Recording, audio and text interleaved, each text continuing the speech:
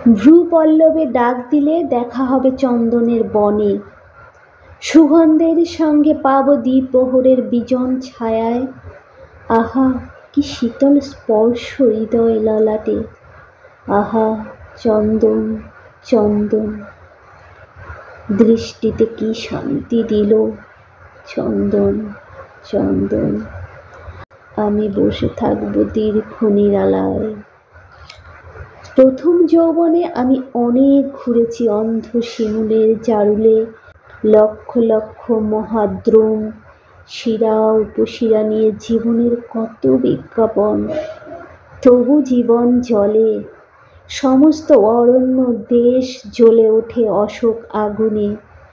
আমি চলে যাই দূরে, হরিণের ত্রস্ত পায়ে, বনে বনান্তরে অন্বেষণ।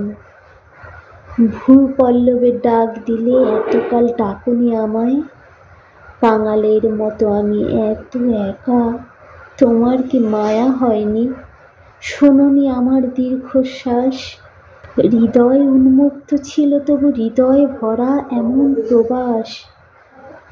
আমার দুঃখের দিনে বৃষ্টি এলো, তাই আমি আগুন জ্বেলেছি, সে কি ভুল? শুনিনি তোমার ডাক, তাই মেঘমন্দ্র স্বরে গর্জন করেছি, সে কি ভুল? আমার অনেক ভুল, অরণ্যের একাকিত্ব, অস্থিরতা, ভ্রাম্যমান ভুল। এবার তোমার কাছে এ অরণ্য আমি চিনে গেছি এক মুহূর্তেই। সর্ব অঙ্গে শিহরণ, ক্ষণিক ললাট ছুঁয়ে উপহার দাও সেই অলৌকিক ক্ষণ।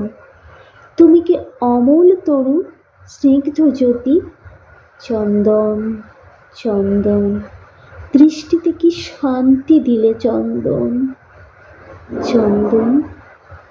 আমার কুঠারে দূরে ফেলে দেব, চলো যাই গভীর গভীর তমবনে। যে ভালোবাসা বেখেয়ালি, এক্কেবারে বাউন্ডুলে, সেই রকম এলোমেলো এক ভালোবাসার কবিতা এটি। কবি নিজের জীবনেও ছিলেন নিয়ম না মানার বাউল।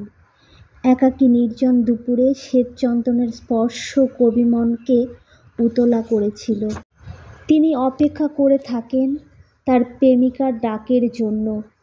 প্রেমিকা একবার শুধু ভ্রু এবং চোখের ইশারা করলেই কবি সমস্ত দীর্ঘশ্বাস ফেলে ছুটে আসবেন তার কাছে, আর সব কিছু ছেড়ে ছুড়ে চলে যাবেন গভীরতম বনে, যেখানে তারা দুজন শুভ্র চন্দনের গন্ধ মেখে কাটিয়ে দেবে বাকিটা জীবন।